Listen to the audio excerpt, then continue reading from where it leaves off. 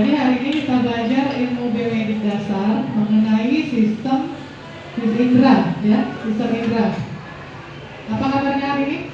Alhamdulillah, luar biasa, Allahu Akbar. Ada yang merasa kurang enak badan? Seperti biasa ibu tanyakan ya. Ada yang kurang enak badan? Merasa agak flu-flu dikit, batuk teman? Tidak ada? Alhamdulillah ya. Semoga semuanya kita selalu dalam keadaan sehat walafiat ya. Baik, kita lanjut untuk anatomi dan fisiologi sistem indera ya. Kalau pelajaran kemarin itu kita belajar mengenai sistem saraf ya. Masih ingat nggak kalau yang mengenai sistem indera ini ada apa aja? 5 sistem indera kita. Apa aja?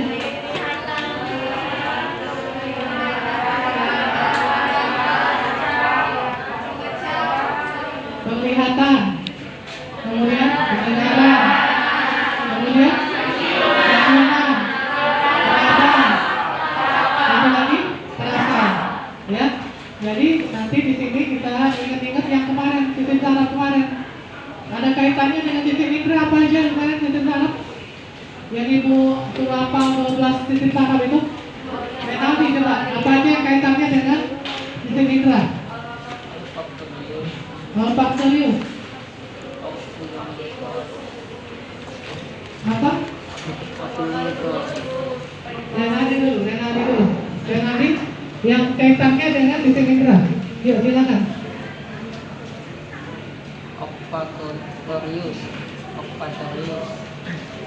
Olfaktorius. Kemudian apa itu olfaktorius? Masih ingat? Jangan dilupakan. Ya. Olfaktorius apa? Terus? Apa lagi Renadi? Ya Renadi kemarin nomor berapa kemarin siapa yang satu maju? Renadi ibu ingat? Renadi? Lupa? Siapa yang bisa bantu yuk? Ini? Ya silakan. Yang berkenaan dengan sistem indera saja. Olfaktorius, bau, optikus, penglihatan, bola mata, melihat bola mata, koklea,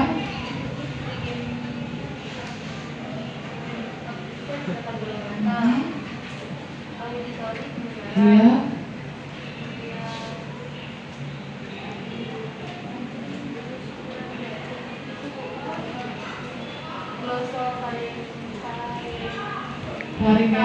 glosofaringeal.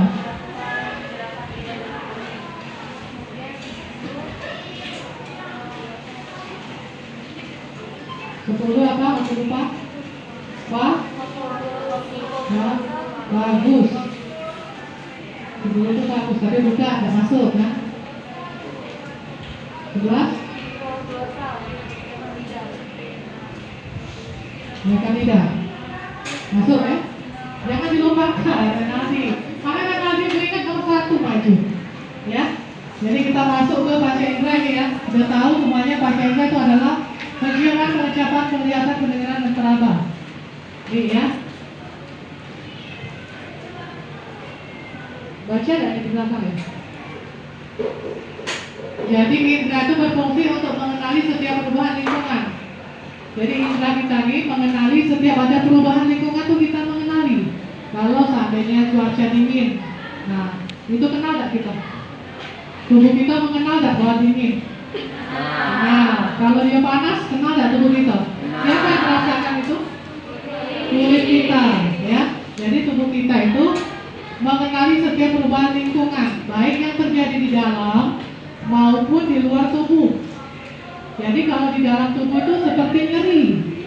Nah, kalau di luar tubuh tadi misalnya lingkungan tadi ya, dingin, panas ya. Kemudian juga ada terkena air panas tangan kita ya. Nah, kalau seandainya di dalam tubuh itu nyeri. Misalnya nyeri di area dada. Itu tubuh kita merasakan nggak ada perubahan? Nyeri di lambung, tubuh kita terasa nggak ada perubahan? Terasa. Jadi tubuh kita di sini ya mengenali setiap perubahan lingkungan. baik yang terjadi di dalam maupun di luar tubuh, ya. Indra yang ada pada makhluk hidup memiliki sel-sel reseptor yang khusus berfungsi untuk mengenali perubahan lingkungan yang terjadi. Jadi berdasarkan fungsinya, sel reseptor itu ada dua, interreseptor di dalam, ya, di dalam tubuh, reseptor yang dalam tubuh, dan eksoreseptor. Ini ada di luar tubuh, ya. Jadi reseptornya ada di interoseptor dan eksoreseptor. Kalau interreseptor berfungsi untuk mengenali perubahan-perubahan yang terjadi dalam tubuh. Yang tadi kata Ibu, contohnya seperti nyeri, kepala kita pusing, ya. Nah itu terjadi dalam tubuh, perubahan-perubahan terjadi dalam tubuh itu namanya interreseptor. Ya, di sini ada yang terkait dengan interreseptor. Nah yang berhubungan dengan interreseptor itu adalah otot tendon, kemudian ligamentum, sendi, dinding pembuluh darah, dinding saluran pencernaan, dan lain sebagainya. Sedangkan sel-sel dalam sel-sel ini dapat mengenali berbagai perubahan yang ada dalam tubuh. Jadi tendon kita itu merasakan kalau nyeri, ya, misalnya, ya. Kemudian juga ada di dinding saluran pencernaan, kalau sakit mah nyeri, ya, juga terasa bahwa adanya perubahan. Kemudian perubahan yang ada dalam tubuh seperti terjadinya rasa nyeri. Nah ini ya, nyeri dalam tubuh. Kemudian kadar oksigen turun. Kalau kadar oksigen turun artinya pasiennya terlihat sesak, ya. Pasiennya terlihat sesak pada saat, ya, kalau kadar oksigennya menurun. Kalau pasiennya sesak berapa RR-nya? Respirasi pernapasan RR berapa RR-nya? Lebih dari 20. Kalau seandainya pasiennya dikatakan sesak, kan sudah wajar kan rasanya? Misalnya pernapasan, begitu pernapasan, jangan lupa dong, ya. Ingetin bahwa normalnya RR itu berapa? 20. Kalau dia di bawah 12 artinya apa? Radit nu. Kalau di atas 20 radit nu, ya. Kemudian kadar glukosa ini gula darah, ya. BSS kalau diperiksa di rumah sakit itu namanya BSS. Tekanan darah menurun, naik, dan lain sebagainya. Jadi kalau tekanan darah kita menurun, itu pasti kepala kita pusing, goyang. Pada saat tekanan darah kita naik, artinya pasiennya terjadi hipertensi, ya, sehingga juga bisa menyebabkan pusing. Dan bahkan kalau terlalu tinggi bisa pecah pembuluh darah, sehingga bisa menyebabkan stroke, ya. Eksoreseptor berfungsi mengenali perubahan lingkungan yang ada di luar. Tadi, ya, sudah dijelaskan. Contohnya apa? Ini contohnya. Indra penglihatan mata, ya. Indra ini berfungsi mengenali perubahan lingkungan seperti sinar. Kalau seandainya kita dari dalam, kemudian kita keluar rumah. Nah, bagaimana sinar itu terjadi perubahan pada mata kita? Terjadi, ya kan?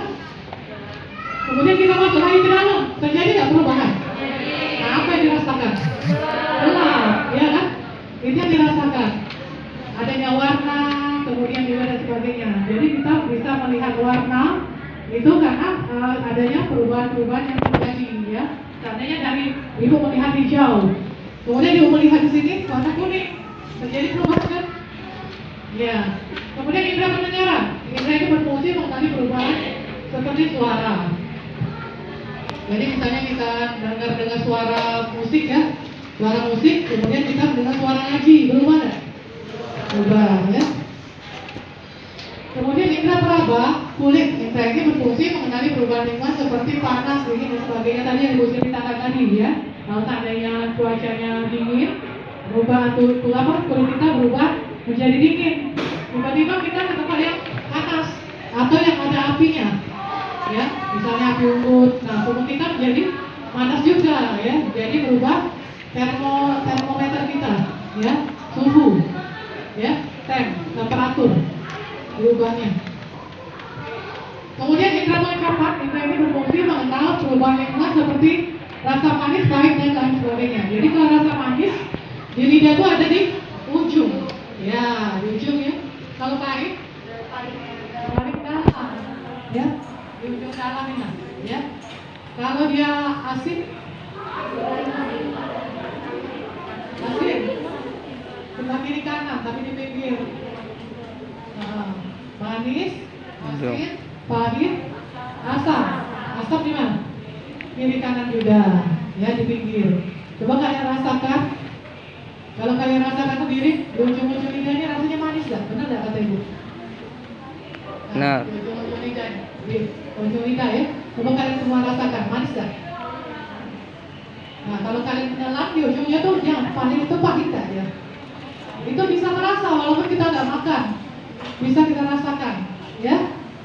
Jadi di ujung ini manis, di dalam pahit, asin dan asam di samping kanan kiri, ya. Telinga terdiri dari telinga luar, telinga tengah, dan dalam. Jadi telinga itu ada telinga luar, tengah, dalam, ya. Telinga luar terdiri dari dalam telinga, gedang telinga, dan membran timpani. Nah, ini kalau misalnya yang di luar itu ternyata sampai membran timpani, bukan cuma dalam telinga doang, ya. Jadi sampai dengan membran timpani, ya. Itu namanya telinga luar. Biasa nggak yang di belakang? Ya, jadi telinga luar itu dalam telinga, gendang telinga, sampai membran timpani. Itu yang namanya telinga luar, ya. Nah, ini gambarnya ya.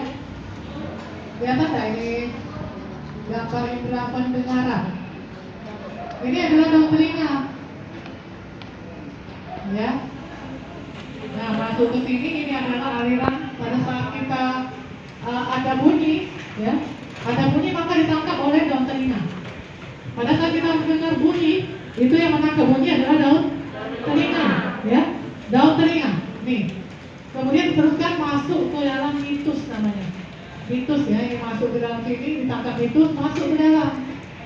Nah, kemudian baru ada gendang telinga, nih ya, gendang telinga. Nah, pada saat dia masuk ini, gendang telinganya tadi kan bunyi kan masuk ya, melalui ditangkap oleh daun kan. Kemudian dia masuk melalui mitus ini, lubang kecil ya, lubang kecil ini. Kemudian di gendang telinga kan bergetar dia. Kan adanya bunyi tadi. Ya, adanya bunyi sehingga dia akan bergetar. Nah, getaran ini akan meneruskannya ke rumah simput ini, ya, ke rumah simput. Nah, di sini nanti cairannya akan bergetar semua. Cairan yang ada di rumah simput ini bergetar, ya, bergetar. Kemudian baru nanti setelah bergetar dia akan menyampaikan sinyalnya pada saraf apa kalau pendengaran? Saraf apa yang tadi nomor? Nah, saraf auditorinya. Sehingga saraf auditori akan menyampaikan ke otak, kemudian otak akan berikan sinyal bahwa itu adalah bunyi. Ya, jelas tidak sampai di sini? Ingat ya, pelajaran kemarin ke saraf itu, maka juga tadi hafalkan yang 12 saraf ini karena kaitannya terus berlanjut sampai tingkat 3. Ya. Nah, ini ya, ini adalah gambar daun telinga. Ya, terbaca ya. Nanti ibu share untuk ininya ya. Nah, telinga tengah terletak di rongga berisi udara dalam bagian petrosus tulang temporal. Ya, ingat tak kalau kemarin temporal di mana temporal? Temporal, ya. Temporal di sini dekat dengan telinga. Kalau mata? Mata? Mata di mana? Temporal tadi temporal. Kemudian apa aja?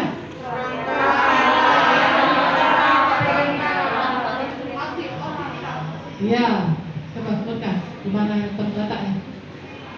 Tunjukkan.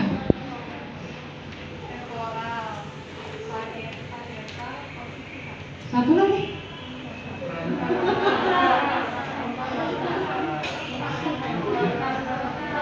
Oh, tak, silakan bola. Tunjukkan. Frontal, temporal, occipital,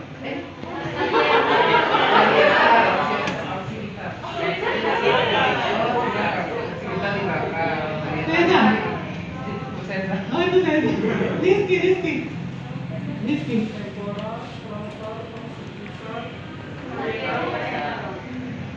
Terbalik occipital ya.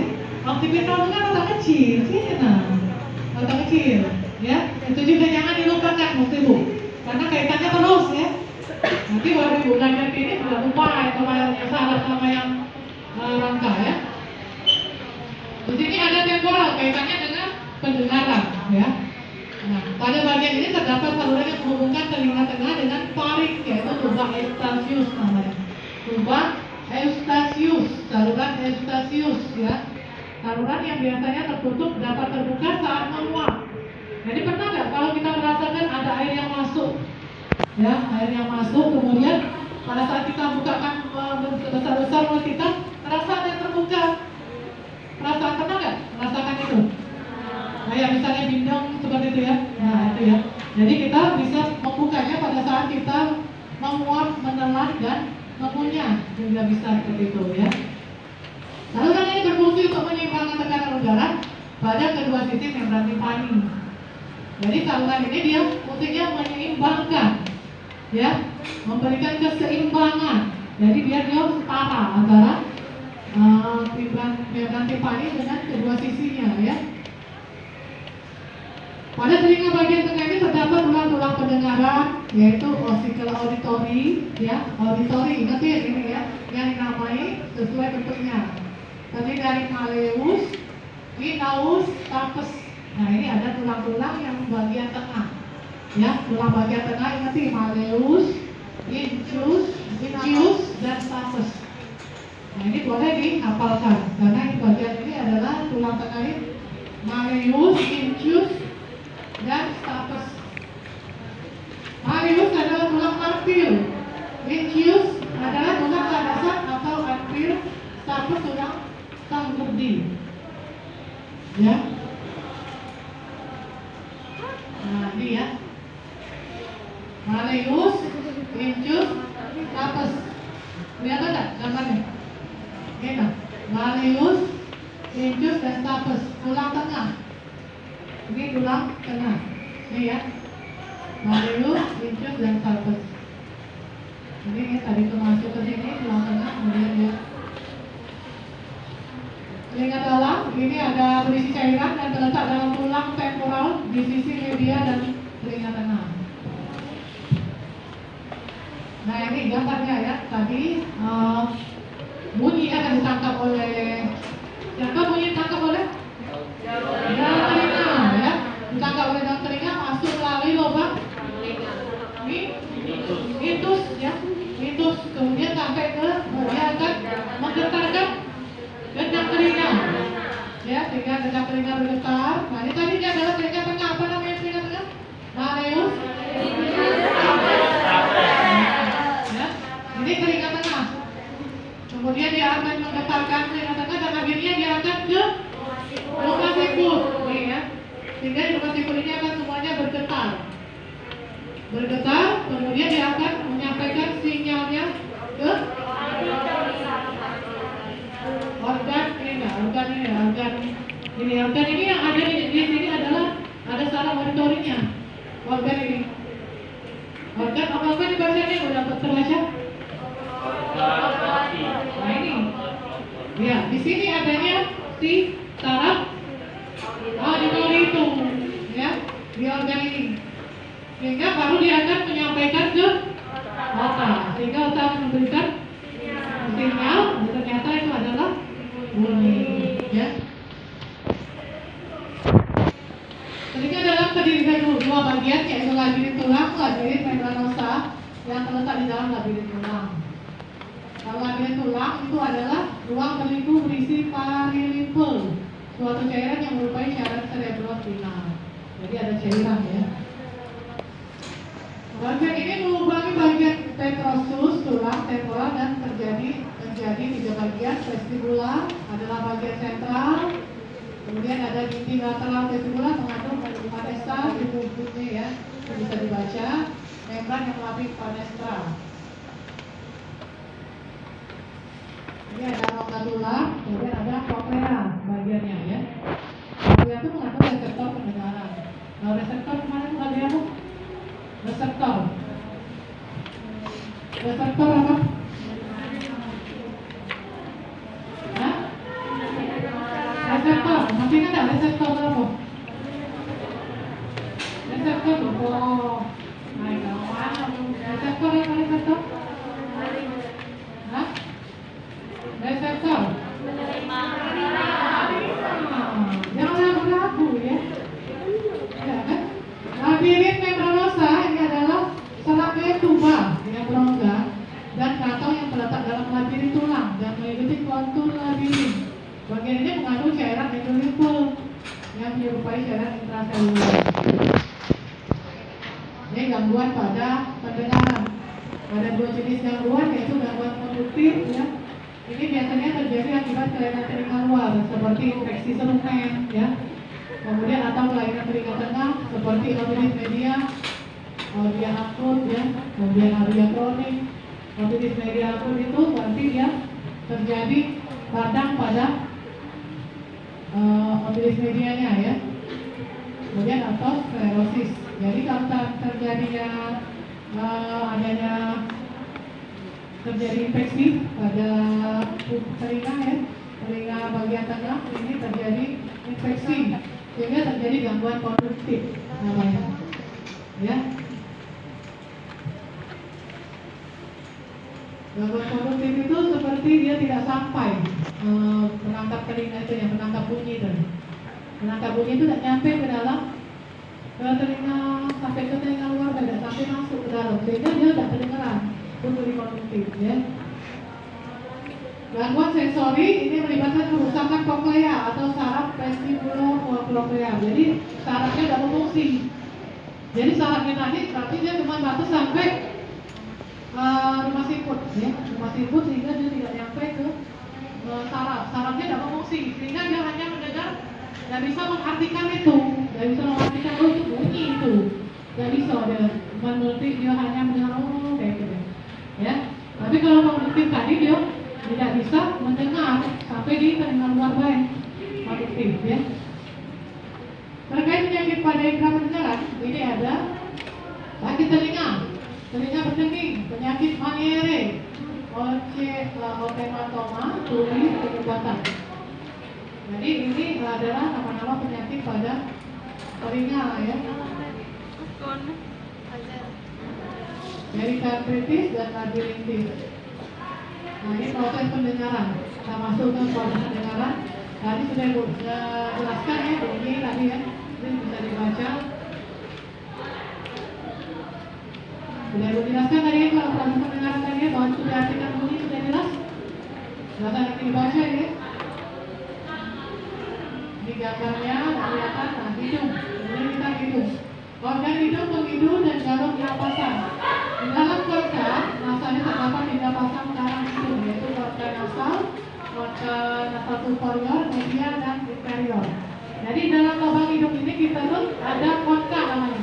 Pada saat kita bernapas, yang kemarin diwajarkan ya, pada saat kita bernapas, maka di hidung akan terjadi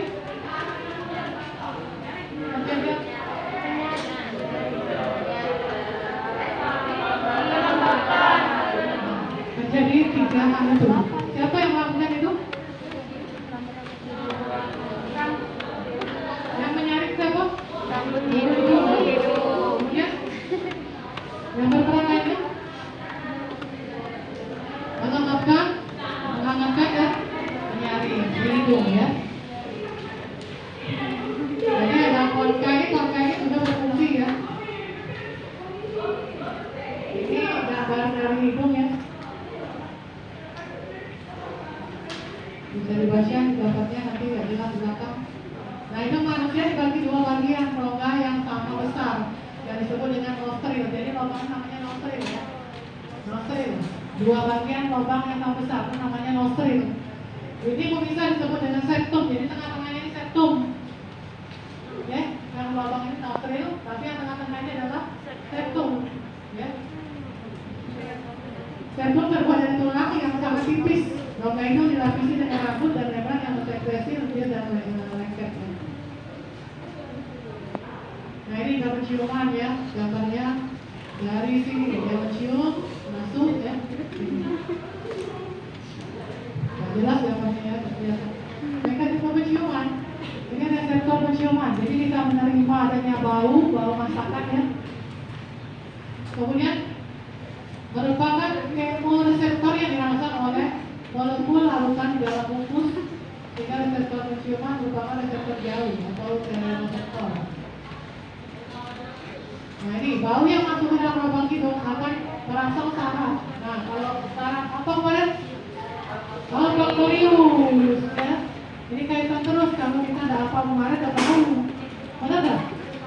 Ya, jadi olfaktorius yang kita mencium bau makanan itu ditangkap oleh saraf olfaktorius, ya.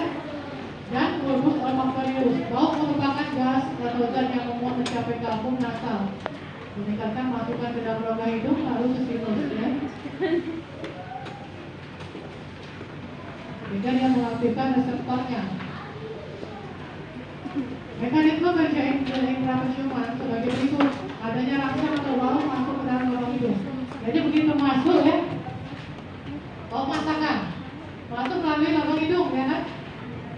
Masuk ke lubang hidung, dilanjutkan ke epithelium olfaktori, ya, saraf olfaktorius, ya.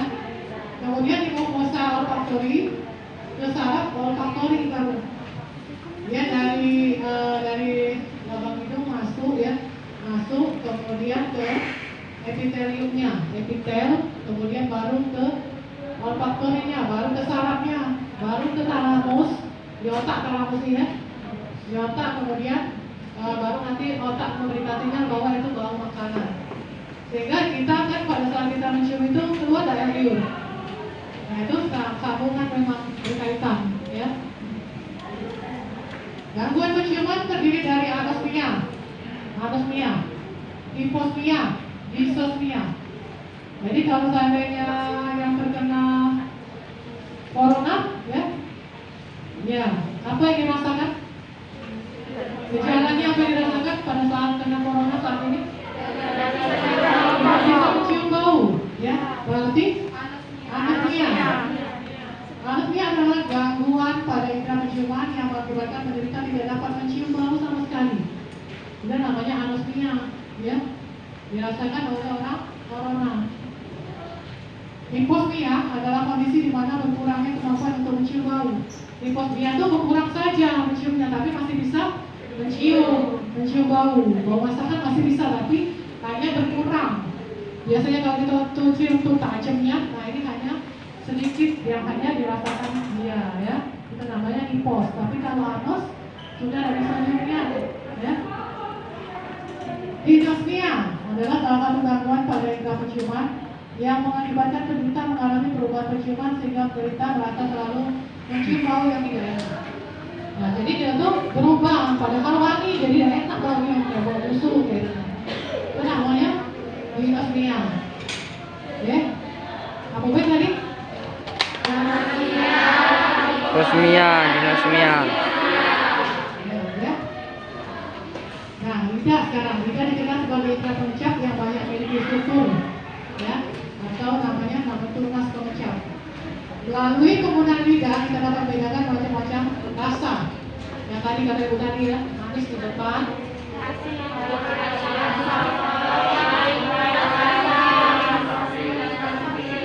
ya. Jadi lidah juga membantu dalam kita berbicara. Kalau lidahnya pendek, bagaimana berbicara? Nah, nggak jelas, ya kan? Berbicaranya nggak jelas. Makanya lidah itu sangat berperan sekali pada saat kita berbicara, ya. Ini gambar lidah. Ini papilai, ya, banyak-banyak ini.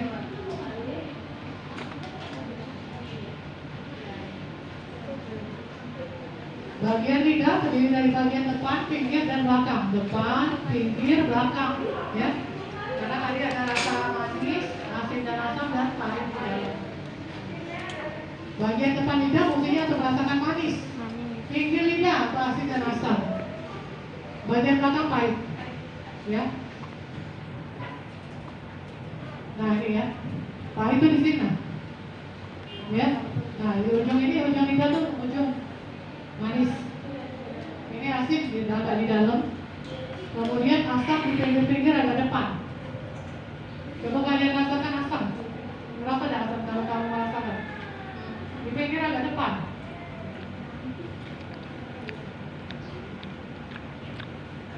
Rasa dah asam? Hah? Belum? Nanti kalian coba sendiri, rasakan. Walaupun nggak makan apa-apa, dirasakan. Oh benar ini manis, oh benar ini pahit, oh benar asin. Asam ya, dirasakan sendiri ya.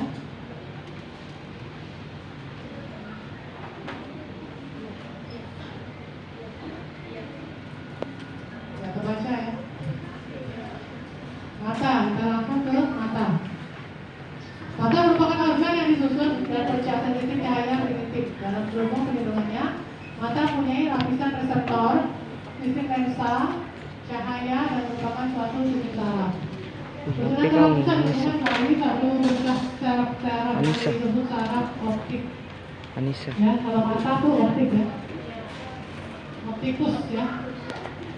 Ini indera penglihatan. Ini gambarnya nggak begitu jelas ya. Kita lihat gambar yang jelas. Oh sama aja, nggak jelas juga.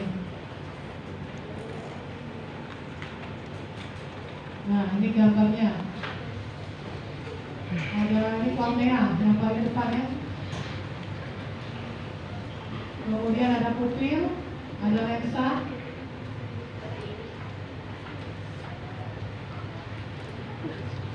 Kemudian ada sklera. Sklera yang putih-putih itu ya. Ini sklera. Yang putih, nah sklera namanya. Yang kita warna putih. Ya. Jadi kalau skleranya kuning, berarti itu icterus kuning. Icterus namanya ya. Icterus itu biasanya pasien-pasien dengan hepatitis. Ya, kuning. Skleranya kuning. Ini sklera.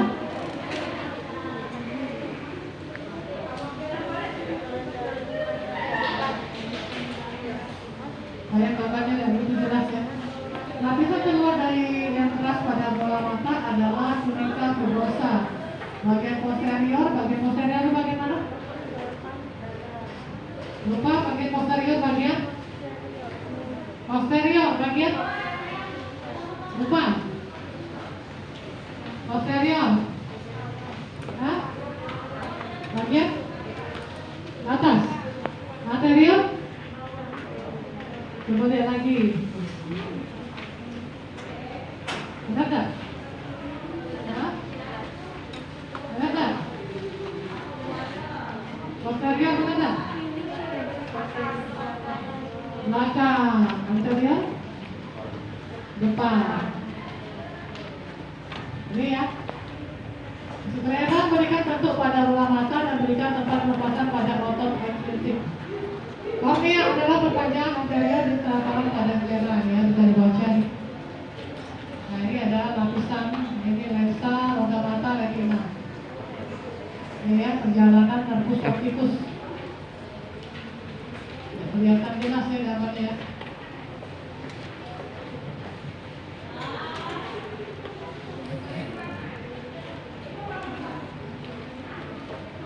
Sebenarnya ini mata tuh menangkap cahaya, ya, menangkap cahaya, kemudian diteruskan ke lensa ya, ini jelas ya, lensa, kemudian nanti akan diteruskan ke sel kerucut, sel kerucut ke binti kuning dia tuh, tempat di binti kuning itu adalah sel kerucut, ya, kemudian baru nanti ini nggak jelas, ini nggak kelihatan. Masuk ke gangguan refraksi aja. Ini adalah hipermetropia, miopia, astigmatisme.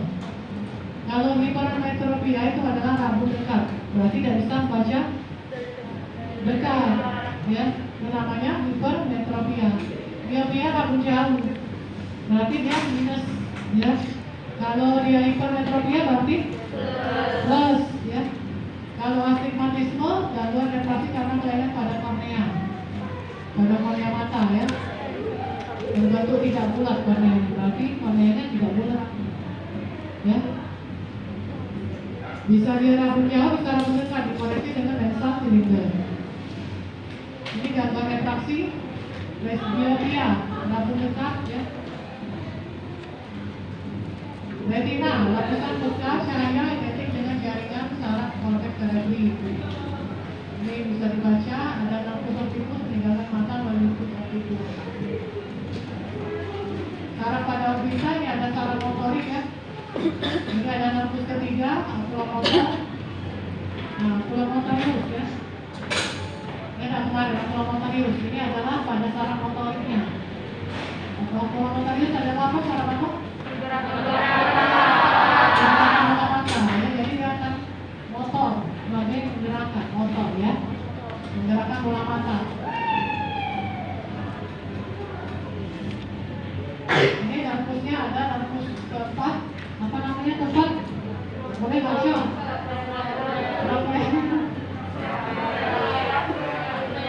Kemudian ada narkos keenam. Jadi ini kaitannya narkosnya itu ada keempat, keenam, sama ketujuh.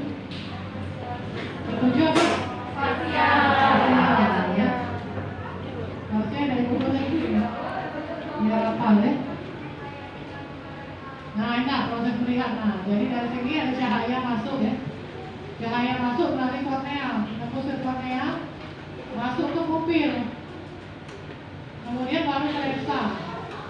Dari kornea, pupil, lensa. Ini ada urutannya ya. Baru pada ke bintik kuning. Ya, bintik kuning. Tepat di belakang lensa ini ada bintik kuning. Di bintik kuning, kemudian dia akan masuk baru ke retina. Kemudian baru memberikan sinyal ke infosensorik ke otak, baru otak mengartikan bahwa itu adalah benda melihat ya. Ini dari proses melihat dari cahaya yang menghasilkan cahaya ya, menghasilkan cahaya masuk ke kornea, pupil, lensa, dalam lensa ini ada bintik kuning ya, ada bintik kuning, kemudian ke retina, kemudian cahaya berubah disampaikan inputnya ke otak, lalu diartikan sebagai itu melihat ya. Tahap persepsi penglihatan ini ada cahaya, kornea, kemudian tadi yang sudah dijelaskan. Nah, ini gambar akomodasi adalah ini hiper. Ini kalau hiper itu artinya apa? Kabut? Kabut dekat. Ya, kabut dekat. Batin ya. Kemudian ini miopia. Minus ya. Ini gambar dari otak ya. Inilah auditori ya. Ini ada talamus ya, pusat dari perintah itu ya. Ini bisa dibaca. Ini adalah gangguan pada penglihatan, gangguan penglihatan, gangguan pendengaran ya. Ini kalau telinganya sudah berlainan pada waktu masih kecil. lahir, mungkin kelainan dari bawahan ya. Kalau telinganya berarti dia nggak bisa menangkap bunyi dengan benar ya. Pada telinganya seperti ini. Ini ada nggak ini? Nggak ada lubangnya. Makanya dia tuning ya, kalau dari lahir. Ini kalau ini bentuknya nggak normal kan? Nah ini apa lagi? Kelainan pada telinga. Keseimbangan adalah titik vestikularis diberikan informasi yang bantu koordinasi pergerakan kepala, mata, dengan tingkap. Jadi seimbang itu artinya kita tuh seimbang, menyeimbangkan, seluruhnya bisa seimbang. Nah kalau seandainya kita tidurnya bergadang ya, kemudian apa yang terjadi pada tubuh kita? Seimbang nggak kita? Tidak. Bisa nggak pada saat kita bangun terjadilah vertigo?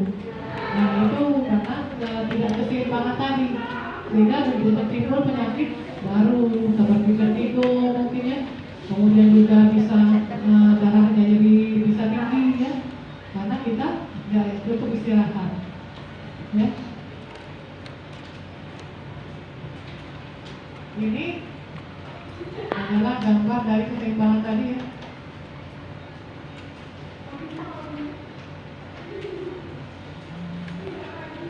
Adalah kulit, gambar kulit ya.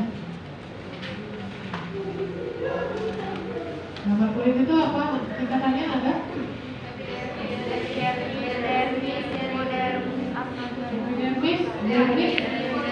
Epidermis, singkatan dari lapisan dari kulit ya. Jadi nanti kalau dari rumah sakit itu ada gangguan integritas kulit. Gangguan integritas kulit itu berarti batasnya hanya sampai dengan epidermis. Tapi kalau gangguan integritas yang ringan, berarti sampai dalam ya. Bisa sampai Berapa slide ini Anissa? ya. Berapa Kalau slide? kulit hanya bagian epidermis. Berapa slide? Fungsi kulit melindungi, mengatur suhu tubuh, sebagai ekspresi pengeluaran ya, metabolisme dan komunikasi. Cara kerja kulit dia dari sentuhan. Dari sentuhan kita sentuh ya, rasa kan, itu berarti adanya impuls ataunya rangsangan dari luar, sentuhan. Ya. Kemudian dia menerima dari kulit itu menerima reseptor tadi, kemudian teruskannya ke otak.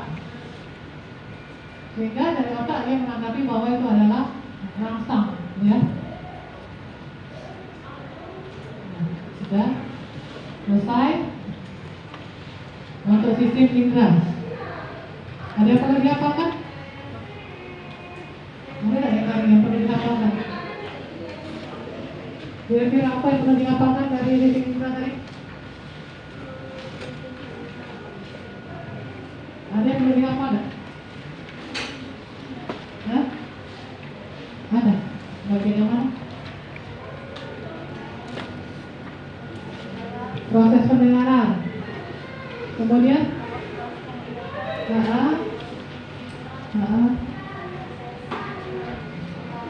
iya, ya. Itu yang perlu diketahui, itu adalah fisiologis dari indera. Ya, jadi kalau kita tahu bahwa fisiologisnya seperti itu, berarti patologisnya nanti akan tahu. Oh, ternyata kalau patologis berarti dia tidak bisa seperti ini, tidak bisa fisiologis. Penyakit berarti, ya kan? Ya, bisa dihafalkan? Bisa, ya. Kita akan lanjut ke praktikum ya. Ada yang mau nanya? Ya, silakan. Assalamualaikum warahmatullahi wabarakatuh. Waalaikumsalam warahmatullahi wabarakatuh. Maaf Bu, sebelumnya perkenalkan nama saya Azelia Tintarana. Jadi di sini Bu ya, kalau kita bandingkan mata orang Indonesia sama orang Eropa itu kan berbeda warna pupilnya itu Bu. Warna apa? Warna mata pupil. Oh, pupil. Nah itu ada yang Selera, selera atau pupil? Hah? warna Pupil. Selera yang pupil itu. Selera dia warna apa nih warna? Pupil. ya. Oh iya, pupilnya warnanya biru ya. Ya kan kalau orang-orang tuh ada warna biru sama hijau. Apakah warna itu tuh ada yang mempengaruhi fungsi dari mata itu Bu? Dan juga ada pertanyaan juga Bu, kalau bagaimana efek kalau seorang itu donor mata atau cambuk mata? Efek dari apa? Efeknya, efek samping uang yang dapat donoran mata itu. Oh, dari mata. Oh, kalau seandainya pupil itu nggak ada pengaruh warnanya, ya, nggak ada pengaruh. Dia fungsinya sama, walaupun dia warnanya warna biru, warna coklat, ya, ada warna hitam. Kita kan ada hitam, ada coklat, ada biru, ada hijau. Ada ya, mungkin ya, ada juga hijau. Nah itu nggak mempengaruhi dari fungsi mata. Semuanya sama itu fungsinya. Dia menangkap meneruskan cahaya itu ya.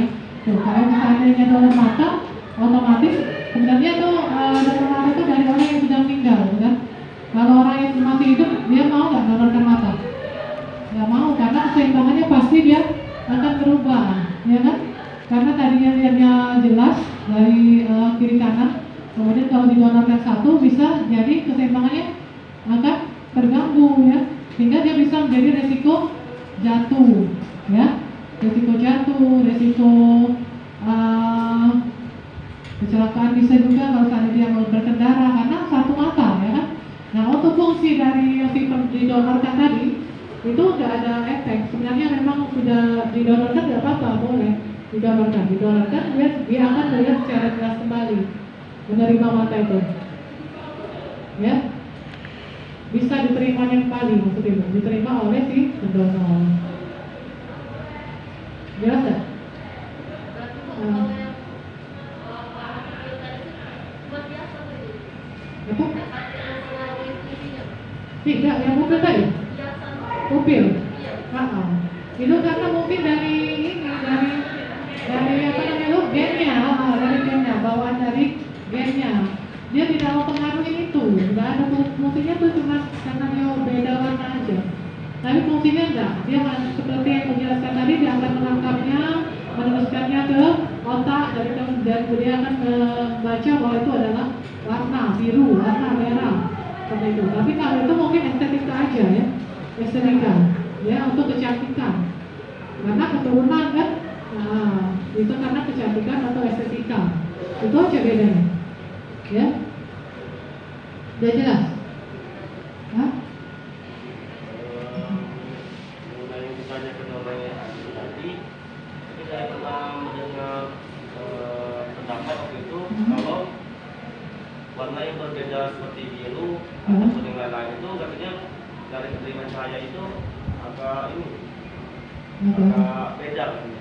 Lebih bagus mata yang ini dalam proses penerimaan cahaya itu dibanding mata yang warna coklat atau warna yang Kalau itu belum pernah baca tuh. Mungkin lah kalau nanti mungkin dari Albino bukannya dari itu. Esa, Albino. ada yang menerima itu lebih bagus katanya pupilnya. Coba kalian cari di jurnal-jurnal. Kalau untuk memastikannya ya, apakah itu warna pupil itu bisa lebih bagus penerimaan cahayanya, itu kita lihat dari jurnal. Coba buka jurnal tentang warna pupil. Coba buka jurnal tentang warna pupil. Ya, kita harus membuktikan bahwa memang itu ada pengaruhnya bagi kita. Ya, kalau seandainya itu memang ada pengaruhnya, cari keturunan yang warnanya tetap yang hitam atau coklat. Jangan berarti tidak bagus berarti yang untuk orang ini kan, orang luar negeri. Dia biru kan? Iya nggak? Maesa. Coba cari di jurnal. Kita kalau membuktikannya di jurnal, jangan kita mencari di Google yang biasa, jurnal yang sudah dipublish itu ya. Nah itu untuk membuktikan bahwa memang pendapat itu benar, ya seperti itu ya.